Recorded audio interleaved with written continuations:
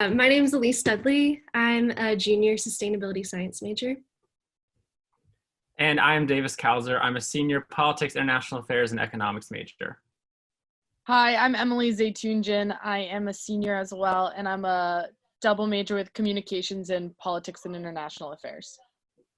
So we're all members of Riley Institute's advanced team, which is a group of Furman University students who are interested in government and public policy issues. And while we can't be on campus right now to hear the many engaging speakers that Riley Institute often brings to Furman, we're really excited to be inviting you here today and other past speakers into our homes to get their informed perspectives on COVID-19 and its impact on the many dimensions of our lives. And today we're talking to U.S. Ambassador to Uganda, Deborah Malac. She previously served as the U.S. Ambassador to Liberia. When the Ebola virus broke out in the country in 2014, she helped coordinate the U.S. response to the crisis. Ambassador Malac is a graduate of Furman, and so we're excited to ask her some of our questions today.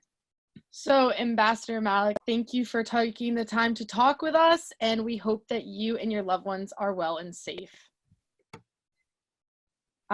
So I guess we can start off with some questions here.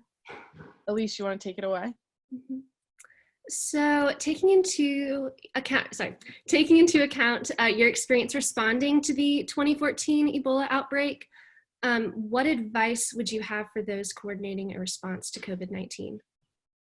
Well, first, let me say it's nice to meet you all virtually. Thank you again for the opportunity to have a little bit of a chat and conversation today. Clearly, global health issues are something I've spent a lot of time on in the last 6-7 years.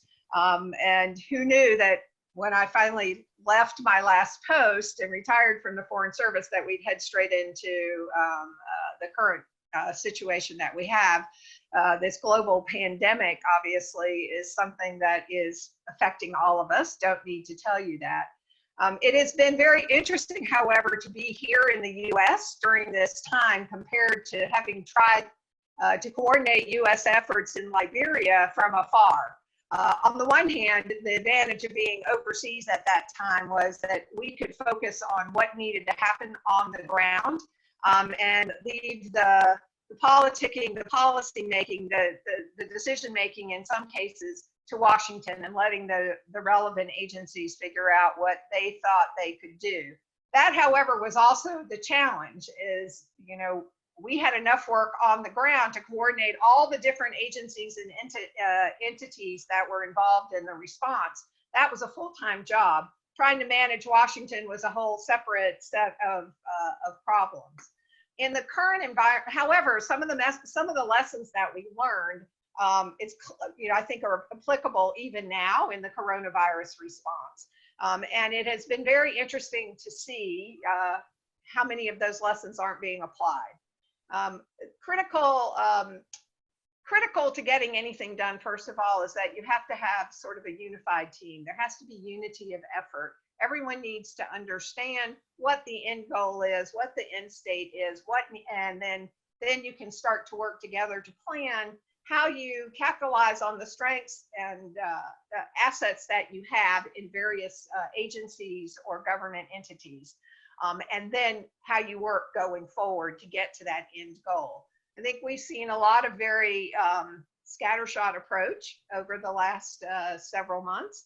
Messaging is absolutely vital when you are trying to, one, impact behavior change, which clearly we've been trying to do at the local, national, and state levels. And if you've got conflicting messages, it becomes very difficult for the people who are like us, we the citizens, who have to receive those messages to understand which message we should listen to. So that was one of the critical lessons we learned early on in Liberia, is that you have to have clear, accurate information. You have to message that information clearly, responsibly, and repeatedly, because it does take time to force people into behavior change. Some things they will uptake quicker than others. But so sometimes you have to go back again and again with the same information to build that trust so people understand what your motivation is and what it is they need to do in order to make themselves safe.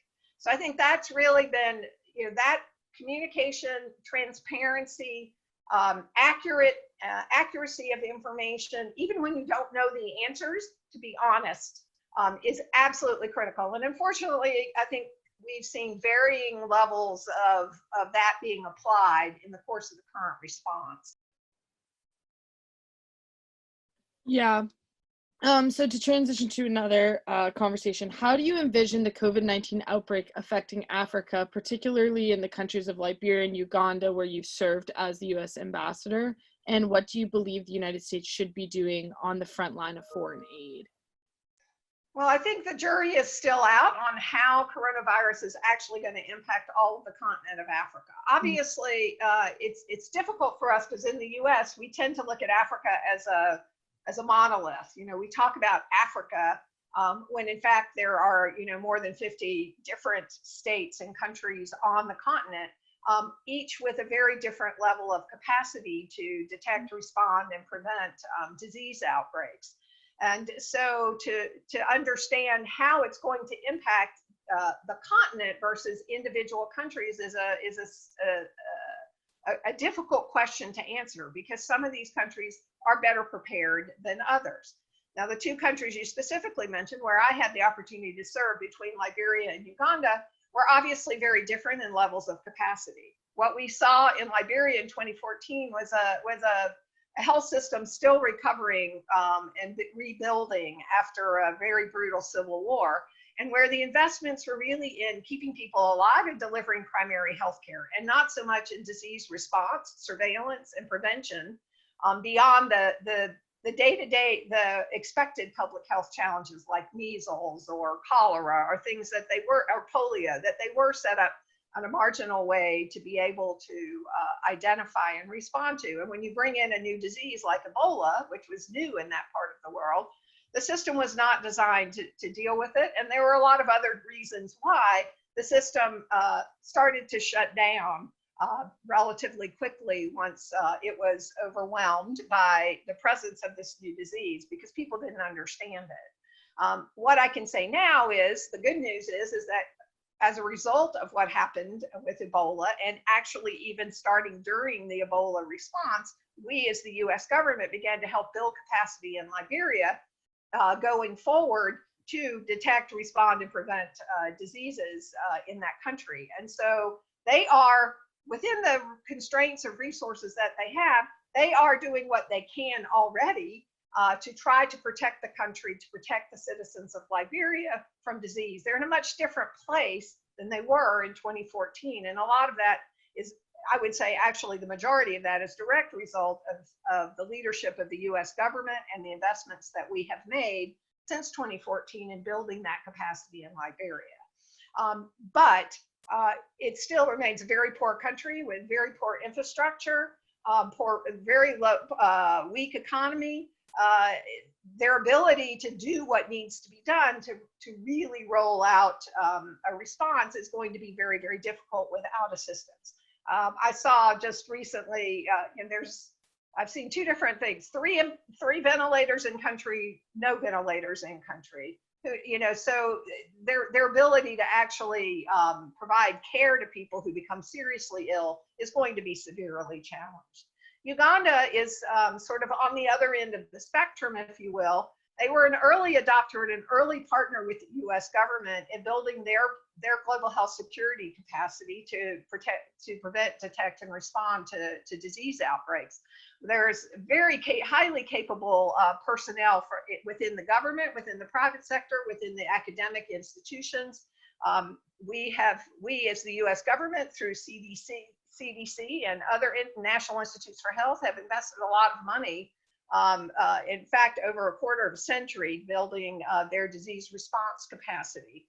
So they are certainly far more prepared, and as we have seen even with the Ebola outbreak in Eastern Congo over the past year and a half, Uganda's ability to monitor its border, to surveil its local communities, to respond when there were suspect cases, was demonstrating their higher level of capacity compared to where Liberia was. And they have taken steps very early on to respond to the COVID threat. They have shut down their air travel. They are trying to enforce stay-at-home rules. So there is some capacity there and a higher level of capacity, but they're going to face, as will many countries on the continent, resource constraints when it comes right down to it. The level of medical care is going to vary wildly from country to country. Access to that health care, even if it exists, is also a challenge. Road infrastructure is terrible in some cases. Clinics and health centers are not close to where people live. And if once you're sick, how you're going to get there. You know, tightly packed urban populations that you have in the large cities in any of these countries are all going to be challenges. I think there's a lot of us who are trying to anticipate what and how the coronavirus is going to affect Africa as a whole, but countries more specifically. And it's very hard to predict because just because we see data or we may hear data that says, oh, the numbers are very low in terms of infections, confirmed cases, and a lot of that is directly related to inability or insufficient ability to test because they don't have access to sufficient testing resources, inability, poor or weak data systems, which is another thing that's absolutely critical in the heart of any of these responses, is to have clear and accurate data. And sometimes it's very difficult to get to that point. You kind of touched a little bit on the issue of infrastructure deficits in Liberia. And China's been utilizing funds, loans, and grants from the Belt and Road Initiative to kind of expand its influence in Africa. So how do you expect COVID-19 to impact the expansion of Chinese influence in Africa? And then how do you expect it to impact Africans' views of the United States as well? Well, I think the China question it remains an open one at the moment. There was already in some countries on the continent some growing concern and suspicion about China and China's intentions on the continent. Now that varies from place to place, obviously, because at the end of the day, these governments need resources to build infrastructure, which they see as critical to the country's development. So Uganda is a good case in point in that regard. They are quite heavily indebted to China, although not at a risk level yet. That raises concerns, as you would see in Zambia or Kenya, places where they have an even higher debt ratio. But nonetheless, even then, the government was taking steps to try to diversify their investors so that they weren't so beholden just to one country. There's, however, a lot of travel back and forth because there's a large Chinese presence, both private sector and government-led sector in Uganda. But the government did ultimately very quickly, already in March, shut down travel, shut down their airports, tried to limit access. Whether or not that will be successful in keeping and right now, the confirmed cases that they have in the country, again, how accurate that information is and whether it gives a full picture of how many confirmed cases, are all directly related to foreign travel. So not any internal spread, community spread at the moment, at least as far as they know. But I do think it will give people pause to start to, for those who have already questioned just how engaged or just how present the Chinese are in every level of society in Uganda. It may give what has happened may give people pause when we get to that point that people can really sort of focus on what comes next. That is going to, how China is viewed in all these other countries across the continent is going to vary wildly because their presence is different in every place, and some of the governments are more skeptical of the Chinese than others, but they're also, again, at the end of the day, they all think they can manage the relationship to their own benefit. It remains to be seen whether that's true. As for the view of the US, I think that's going to be a much more difficult one, given the way in which we have handled this response domestically here in the US to COVID and coronavirus in general. I think it will raise questions among those people who wanted to be doubtful of the U.S.'s role globally. It will feed some concern about what comes next and how we will be engaged with the continent going forward. I think the jury is definitely still out in that regard because, frankly, I will say, you know, it's been quite disappointing to watch the way in which we have handled this response. When I know what kind of capacity we have in the U.S. To be able to address disease outbreaks, it's never going to be a perfect one. No response is ever perfect. But the ability to move quickly and be flexible and respond to changing circumstances and changing data and communicating that clearly is absolutely critical. And we've seen many examples across the board. And I'm not talking about just at the national level, but even at the state level and local level, different people responding in different ways. I do think it's going to affect our ability to have an impact in Africa.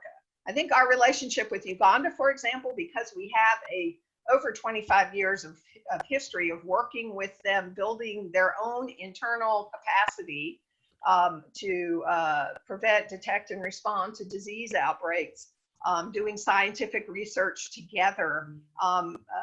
You know, it will take a lot to really shake the fundamentals of that relationship, but we don't have that same kind of relationship in every single country on the continent.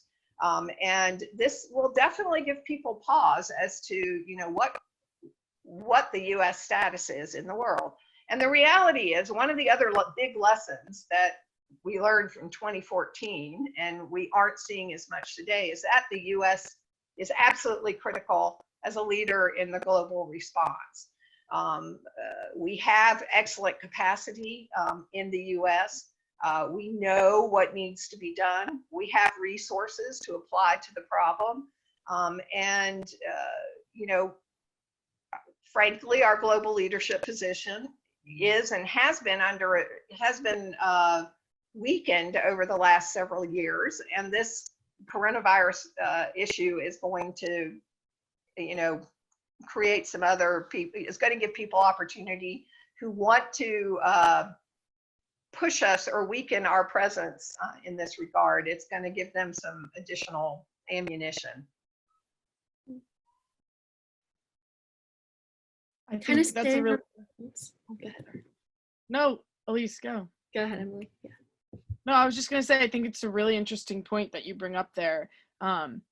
Just moving forward, how are we going to continue to play that leading role in how people will perceive the United States? So I liked what you said there.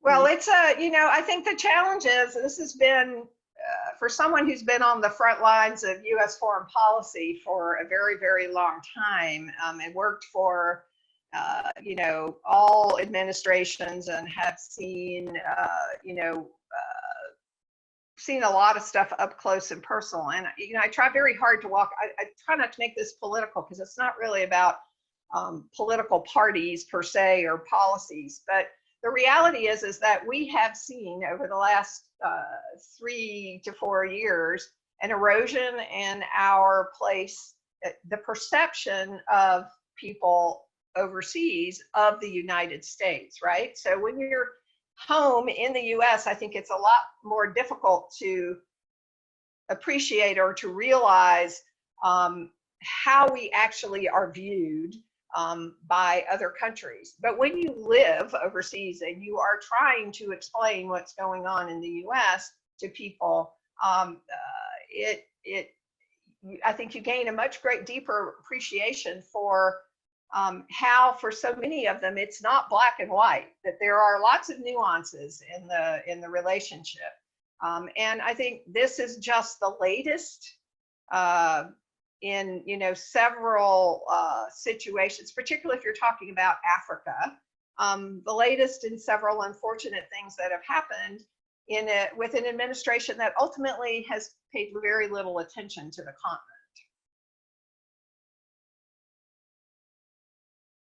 So Another question we have is, how has COVID-19 been affecting refugee camps and immigration in African countries? If you could comment on that. I'm not sure, I don't have the latest information on refugee settlements and camps, but they are a cause for concern always when you're dealing with any kind of a disease outbreak.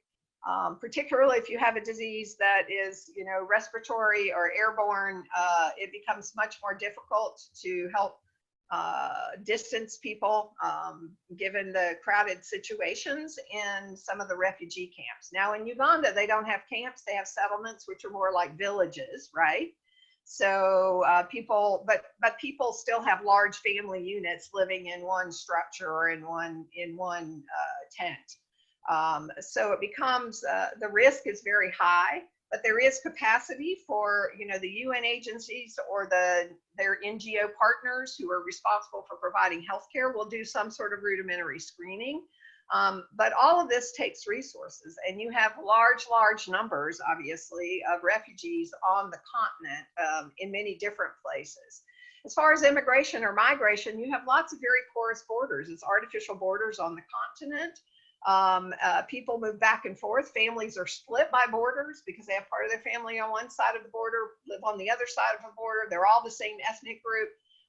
And so it becomes very difficult, even when governments say we've shut our borders or we're, restricting air travel or whatever. There's still hundreds of ways that people can walk across the border. It's a challenge for those who want from a security perspective, but it's also a challenge from a disease perspective. So the ability for every single one of those countries on the continent to protect its border, if you will, or provide appropriate screening at every single border crossing, that's going to be a challenge. It would be a challenge even for a big country like South Africa, a country like Nigeria, a country like Kenya. And just imagine all of those other smaller countries, less capable governments, fewer resources, much more difficult terrain. So I think, we're all are rightly and equally concerned about how the virus is going to affect Africa. The numbers are low at the moment, but increasing. And it could provide a perfect breeding ground for it to come roaring back for the rest of the world. Once it takes hold there. Hopefully it won't, but I think the reality is that there are resources being put to this. I know the US government through USAID has provided some funding to help governments respond, at least for some of these governments, as have other countries. But again, 53 countries on the continent, it becomes very difficult. Some of them have their own resources, but they won't have enough for this. You look at how it's straining our own economy. And we're the largest economy in the world, or at least we were. In terms of coordinating a response for COVID, you mentioned the importance of communication for behavior change, so that we can move in the right direction. Do you have any advice for navigating pretty confusing messaging here in the US right now? Or do you have any ideas about what needs to happen for our pathway to reopen in the coming months? Well, I'm hardly, I'm not an epidemiological expert, although I spent a lot of time getting really in the weeds on virology and epidemiology in the course of the Ebola outbreak, and actually even in the last 4 years in Uganda, because we do so much work in this area with the Ugandans. The one thing I've learned, again, is to listen. Information is key. The first step is to have good information and to find those sources of information that you have trust in and that you rely on. And ultimately, in these kinds of instances, it's the experts. So the scientific experts, the public health experts. But I will say that they are going to go for the most direct solution, because we know what the basics are to fight any disease. Now they vary depending on what the disease is, but ultimately you have to, identify it. You have to be able to track it. You have to collect data, and you have to know, then make your projections and act accordingly about what you need to do to stop the spread. It's going to vary for different populations and for different areas. So you always are going to have that policy and political overlay, which gets very difficult, and particularly in the current situation that we find ourselves. So I think people have to find, sources of information that they trust, try to cut through the politics of the issue and figure out what the data and what the experts are saying, and accept that is based on the best possible information or guess that they have. It's hard because so much of this is politicized now, and everybody wants to listen only to their own little echo chamber of whoever that may be. And that's a bit of a scary thing. I mean, we confronted that to a certain extent in Liberia in the early days of the response, but ultimately clear leadership from the top in Liberia, repeated, expert messaging, science-based messaging about here's the story. This is the thing. It goes back to what I said at the beginning, is from the beginning, you have to put out accurate information. You have to communicate clearly. You have to say what you don't know. Because that is how you build trust with the people you're trying to message to. And you have to find people, messengers, who can communicate with the people. Everybody's going to respond to different people. It might be a political figure or a governor that may resonate with some people, but it may be, a minister or somebody else that needs to resonate with another population in order to deliver the messages. So you have to bring everybody together, and you have to be singing off the same sheet of music. And so, I think it is going to be a bit of a patchwork as we try to open up, because it's clear, if you look at the data, at least as far as we have it, the situation is different in every single place. But the biggest problem is you got to have accurate data. And so that was one of our biggest challenges in Liberia, is the data was, as they say in statistical terms, very noisy, which meant it was it wasn't clean data. It took a long time to get to data that we had much greater confidence in, that gave us a full picture of what was actually happening. And there were a lot of reasons for that, largely just the fact that data systems were weak in the first place. Here in the US, we're not testing enough, to be perfectly frank. I mean, this is what we hear. So it's very hard to know what we don't know, much less what we do know.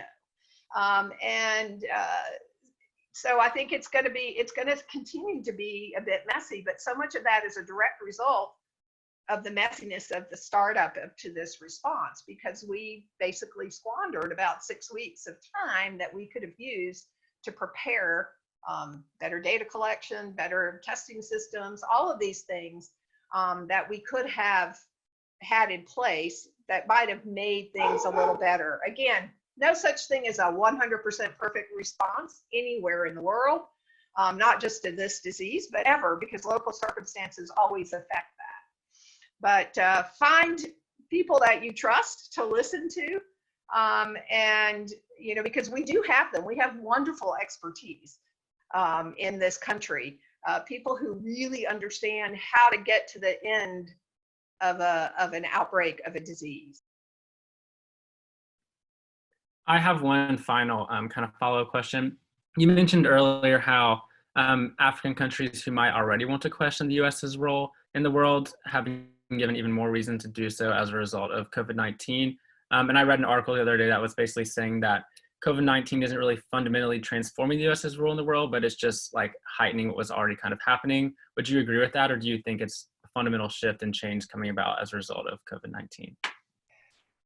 I don't know that. I think it's too soon to say whether it's actually a sort of a seminal moment and really going to be the turning point. I would go back to what I said earlier, is that we've already seen an erosion in people's perception of the U.S., at least as far as Africa is concerned, right? From outside the U.S. And so this will, for those folks, I think it will be more of sort of yet another example of the fact that there's no real interest, that why should we rely on them going forward, whether it's in disease response or in some other area. What have they done for us lately? And so I think it's more just the latest in a series of unfortunate missteps, at least related to Africa, rather than sort of, the defining moment in our relationship. We have 60 years of history on the continent, right? We have lots of things that have been built up by various administrations over the years. And so I, being an optimist at heart, I have to hope that those are strong enough to weather this temporary period, and that the people will understand and appreciate the investments that the U.S. has made in developing human capacity on the continent, and that will eventually move us back in a more positive direction when this is all behind us. But I do think there is a direct relationship to more broadly the U.S. position globally in the world. And that's a much bigger issue and isn't just related to coronavirus, obviously. And I do despair that we have in some way irreparably ceded some of our moral authority on issues like protection of human rights, protection of basic democratic values, support for fundamental human rights. I think there has definitely been an erosion. We don't speak with the same moral authority any longer that we did. Well, Ambassador Malac, we really, really appreciate you taking the time and your insight. I mean, for me, and I think Davis and Elise, we both really enjoyed hearing what you had to say. So thank you for joining us again. Yeah, we really enjoyed it. Yeah, thank you so much. Yeah. My pleasure. Thank you for allowing me to take this time to have a conversation. I hope it was useful. It definitely was. Absolutely.